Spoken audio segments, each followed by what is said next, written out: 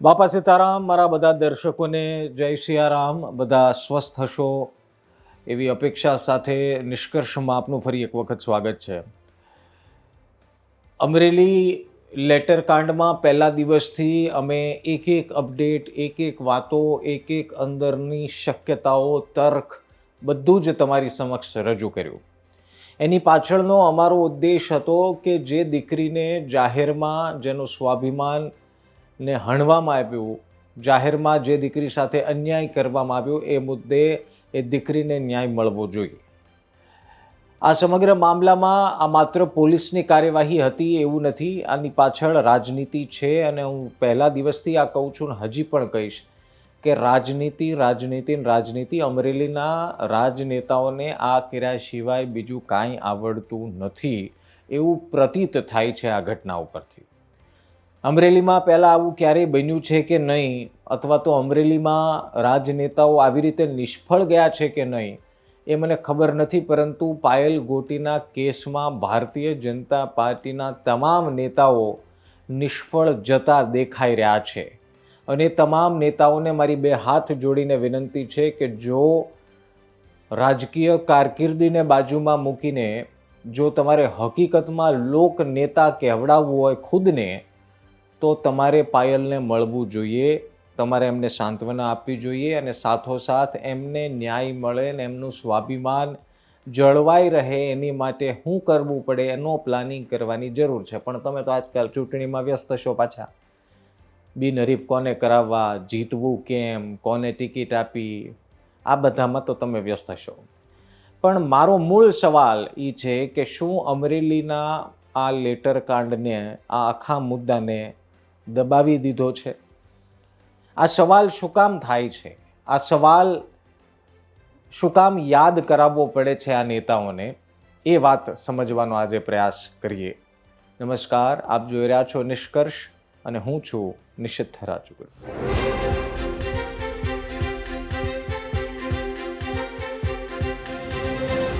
પહેલી વાત એ સમજી લો કે અમરેલી બોગસ લેટર કાંડમાં પાયલબેનને ન્યાય મળ્યો નથી. પાયલબેન પોતાની સામાજિક ગરિમાને જાળવવા માટે કેમેરા સમક્ષ આવવા તૈયાર થતા નથી અને આવવું પણ ન જોઈએ.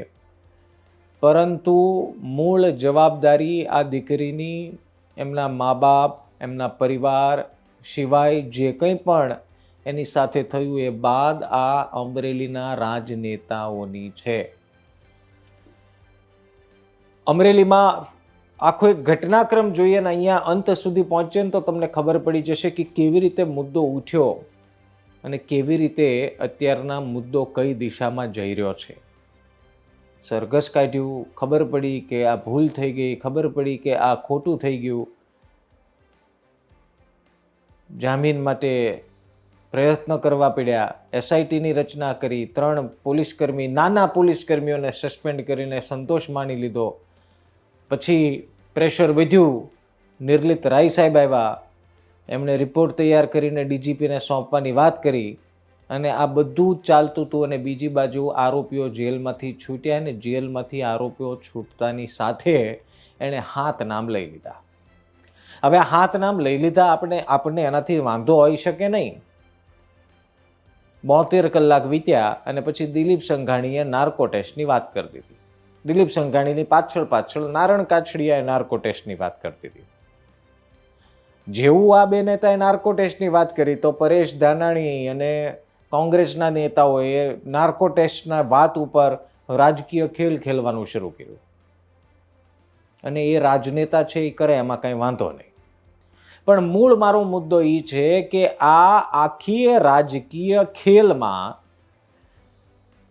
તમને લોકોને એ ભૂલવાડવાનો જાણે પ્રયાસ થતો હોય કે સાહેબ તમે આ રાજકીય અખાડાના ખેલમાં એટલા વ્યસ્ત રહ્યો. એક નાર્કો ટેસ્ટની વાત કરે ને 7 જણાના નામ લેવા દબાણ કર્યું એવી વાત કરે.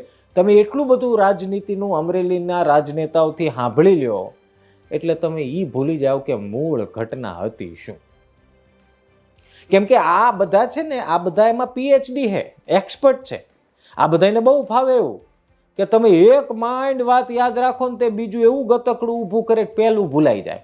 આમે હવે આપણે બધાની જીવનશૈલી એવી થઈ ગઈ ને 3 દી પહેલા એનું શાક ખાધું તો એ ખબર નથી. તો હવે પાયલબેન અરે શું થયું એ તો યાદ રાખવું અઘરું થઈ જાય ને. હવે આમાં બધા માસ્ટર ખેલાડી, કાંઈક એવું રજૂ કરી દેવાનું, કાંઈક એવું ટપકું જનતા વચ્ચે મૂકી દેવાનું કે જનતા માત્ર એ જ વિચાર કરવા મળે કે આ લેટર કોણે લખ્યો હશે, આ લેટરમાં કોનો હાથ હશે. હું પોલીસવાળાએ મનીષભાઈને મારીને આ 7માંથી કોઈ એક નામ બોલવા માટે કીધું હશે, એ કીધું હોય કે ન કીધું હોય, મૂળ વાત જો તમારી તાકાત હોય, તમે ખુદને રાજનેતા કહેતા હોય, જો તમે એવું માનતા હો કે તમે અમરેલીના દિગ્ગજ છો, તમે સહકારી ક્ષેત્રના દિગ્ગજ છો, તો સાહેબ તાકાત હોય પાયલના ઘરે જઈને વાત કરો ને.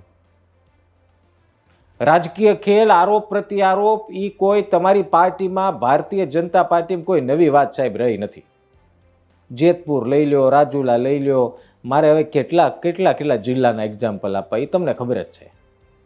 પણ શક્તિસિંહ આજે રાજ્યસભામાં બોલ્યા, પણ શક્તિસિંહને એવું ન થયું કે હું પાયલબેનના ઘરે જાઉં. રાજ્યસભામાં છે દિલ્હી જઈને બોલ્યા, અને સારું એ મુદ્દો ઉઠાવવો જોઈએ, એમાં કાંઈ ના નથી. અમરેલીના કોંગ્રેસના નેતા સિવાય વીરજીભાઈ હોય, પરેશભાઈ હોય, પ્રતાપભાઈ હોય, જેનીબેન હોય, આની સિવાય હાઈકમાન્ડને પણ રસ નથી એવું આ પ્રતીત થાય. મેં જ્યારે ઇન્ટરવ્યુમાં સવાલ પૂછ્યો ત્યારે એમણે કીધું કે ભાઈ અમે તે ગુજરાત કોંગ્રેસના નેતાઓ જ છીએ. તો એનો મતલબ એ થયો કે બીજે કંઈક ઘટના જશે તો તોય નહીં જાઓ ને. આ ઉદાહરણ માત્ર પાછું અમરેલી પૂરતું ન રહે. અને ભારતીય જનતા પાર્ટીની વાત જ હું કરવી. નારણ કાછડિયાએ તો ઇન્ટરવ્યુમાં મને એવું કીધેલું કે હવે જે વિધિ કરવાની હતી એ વિધિ પૂરી થઈ ગઈ. દિલીપભાઈ અમારા નેતા જેલમાં મળી આવ્યા પછી બહાર આવીને દેખાડા કરવાની જરૂર નહોતી. દેખાડા માટે રાજનેતાઓ આ રાજ્યમાં શું કરે છે એ તમે હવે જનતાને ક્યાં પૂછવા જવાના છો? અને અમને તો પૂછતાય નહીં સાહેબ. અમને તો ખબર જ છે કે દેખાડાના આ ખેલમાં કોણ કોણ લિપ્ત થયેલા છે.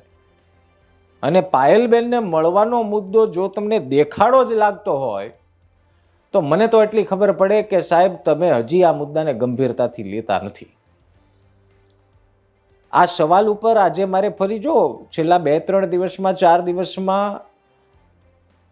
નિષ્કર્ષના વિડીયોમાં અમરેલીની વાત ન કરવા પાછળનું કારણ જ એ હતું કે જેવું સમજાવવા જઈએ એટલે મૂળ મુદ્દો ભૂલવા માટેનું બહાનું મળી જાય. પણ એ મૂળ મુદ્દો ભૂલાય નહીં ને એટલે જ આજ નિષ્કર્ષ કર્યો. અને એટલે જ અમરેલી લેટરકાંડને આજે એક સવાલ પૂછી લીધો કે ભાઈ દબાવી દીધો કે નહીં, તમને સફળતા મળી ગઈ કે નહીં? અને જો દબાવ્યો ન હોય અને હજી ખુદને નેતા કહેતા હોવ, જો ભાઈ યાદ રાખજો, ખાખી પહેરી લેવાથી, ઉપર કોટી ઠઠાડી લેવાથી તમે નેતા થઈ જવાના નથી. અને હું અમરેલીની જનતાને હજી કહું છું, અને અમરેલીની નહીં આખા ગુજરાતની જનતા જે આ વિડીયો સાંભળે છે, પોતાના સમાજના નેતા એવું સમજી કારવીને વિચારીને તમે મતદાન કરો. પાછા એ ખુદને 2.5 વર્ષ પછી સવાલ પૂછજો પોતાના નેતા ઘરે ચા પાણી પીવા આવ્યા કે નહીં, એ પૂછવા આવે છે કે નહીં, બધું ઠીક છે કે નહીં બેટા? એ જો પૂછવા આવતો હોય તો હું કહું એને જ મત આપો. એ પૂછવું કે અમારે સોસાયટીનો રોડ બનતો નથી સાહેબ, કરી આપો ને પછી જવાબ આપી પાછું નોટ કરવું, ખબર પડે આવતી વખતે કોને મત આપવા. એટલે યાદ રાખો, સમાજના નેતા, સામાજિક નેતા હોય એમાં વાંધો નથી, એમાં વાંધો હોય પણ નહીં.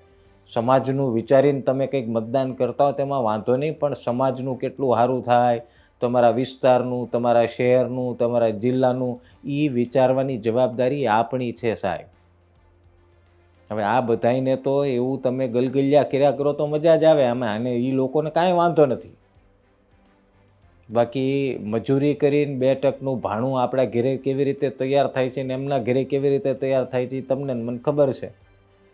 મૂળ વાત એ છે કે પાયલ ગોટીનો મુદ્દો ભૂલાડી દેવા માટે, અમરેલી લેટરકાંડનો મુદ્દો દબાવી દેવા માટેના પ્રયાસ થતા હોય એવું પ્રતીત થાય છે. જો મારી વાત, હું તો ભગવાન કરે મારી વાત ખોટી પડે, મારું તર્ક ખોટું પડે, અને મારું તર્ક ખોટું પાડવા માટે હું તો ભારતીય જનતા પાર્ટીના અમરેલીના દિગ્ગજ નેતાને કહું છું કે તમે મળી આવો એકવાર, તમે ખુલીને બોલો.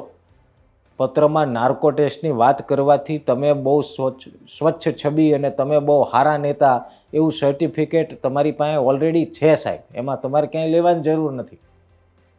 પણ તમે અંદરોઅંદરની ફાઇટમાં, અંદરોઅંદરના શીત યુદ્ધમાં તમે મૂળ મુદ્દો તો ભૂલી ગયા. હવે કદાચ એમ કહે કે એક સાઈડ કાર્યવાહી થાય છે, અમે નોકરીનો વાયદો આપી દીધો. મૂળ સ્વાભિમાનની વાત છે અને મારે દાખલો આપવામાં બિલકુલ કચવાટ થતો નથી. આ જ ભારતીય જનતા પાર્ટીની સરકારને, આ જ તંત્ર, દાહોદમાં એક બેન સાથે જે થયું ને પોલીસવાળાએ, ત્યાંના પોલીસ અધિકારીએ હર્ષ સંઘવીના કહેવાથી, બિરદાવવા પડે એમને, હર્ષ સંઘવીના કહેવાથી શાકભાજીની દુકાન ખોલી આપી અને એમને પોતાનું સ્વાભિમાન પોતાનું પાછું મળે એની માટેની મહેનત કરી. તો એ બાબતે હર્ષ સંઘવીને ના સરકારને સલામ કરવાનું થાય. સારું કામ કરો તો વખાણ કરવામાં અમને કોઈ વાંધો નથી. એટલે ઘણાને પાછું એવું થાય કે વાહે પડી ગયા નિશિતભાઈ, તો જ્યારે હોય ત્યારે બોલ્યા જ કરે, કૌશિકભાઈ વિશે બોલ્યા કરે. જો વખાણ, મેં હજી કહું છું કે દાહોદમાં તમને ન ખબર હોય ગૂગલ કરજો, હું ખોટો હોઉં તો. હર્ષ સંઘવીના આદેશ બાદ ત્યાંના પોલીસ અધિકારીશ્રીએ એ બેન જેનો વિડીયો વાયરલ થયો, એ બેન સાથે જે જઘન્ય અપરાધ થયો, અન્યાય થયો, એનું માન સન્માન પાછું મળે એ માટે પોલીસે અને હર્ષ સંઘવીએ જે મહેનત કરી છે એને બિરદાવી પડે, બિરદાવી પડે, બિરદાવી પડે. પણ આ બાજુ કૌશિકભાઈ છે, કૌશિકભાઈ પ્રસંગોમાં વ્યસ્ત છે. બહુ લગ્નની સિઝન બહુ ને ભાઈ, હમણાં બધે જવું પડે, પણ ત્યાં નહીં જવાય. કેમ કે એ પાર્ટીનો પાછો આદેશ હોય ને. આમાં પાર્ટીનો આદેશ છે ને એ મને ખબર નથી પડતી. આ રાજનેતા પાર્ટીના આદેશથી બને, પછી બોલવાનું પાર્ટીના આદેશથી, નવાઈની વાત છે. ઠીક ભાઈ, તમારી પાર્ટી, તમારો નિર્ણય, એમાં અમે બાપલીને કાંઈ કરી ન શકી. પણ કહેવાનો મુદ્દો એમ છે કે જ્યાં સુધી પાયલબેનને ન્યાય મામલે સંતોષ નહીં થાય, અને હું તો પાયલબેનને આ વિડીયોથી રજૂઆત કરું, જો અમે તમારી હાટું એટલું બોલીએ છીએ, જો તમને લાગતું હોય તમને ન્યાય મળી ગયો હોય તો હું તો કહું જાહેરમાં બોલી જાઓ, તો આ નેતાની મજા આવી જાય ને અમરેલીની જનતાએ સમજી જાય.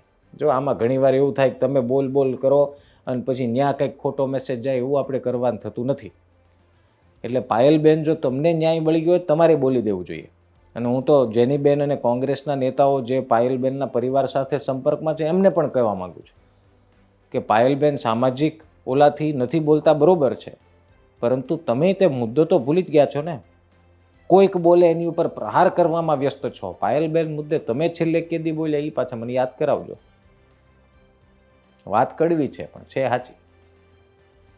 વિડીયો ગમે, વાત ગમે તો લાઈક કરવાની, કમેન્ટ કરવાની, ન ગમે જ નહીં કરવાની, કોઈ ફોર્સ નહીં. તમને મારા વિડીયો અને અમારા ગુજરાત તકના વિડીયો ગમતા હોય તો ચેનલ સબસ્ક્રાઈબ કરી લેવાની. સબસ્ક્રાઈબ કરી લેહો, અમારી યારે જોડાહો, અમને બહુ આનંદ થાય. તમને બહુ ખુલ્લા દિલે કહું છું. આવતીકાલના નિષ્કર્ષમાં ફરી મળીશું. જતાં જતાં હું વાત યાદ કરાવી દઉં, પાયલબેનને ન્યાય, એનું સ્વાભિમાન એનું જળવાશે નહીં, એમનું માન સન્માન આપવા માટેના તમે વાત નહીં કરો ત્યાં સુધી અમરેલીનો મુદ્દે હું તો બોલવાનો. બરાબર ને? મને પાછા વચમાં ઘણા બધાને ફોન આવ્યા તો, પણ તોય હું તો બોલવાનો. આવતીકાલે મળીશું નિષ્કર્ષમાં. ત્યાં સુધી મને રજા આપો. બાપા સીતારામ.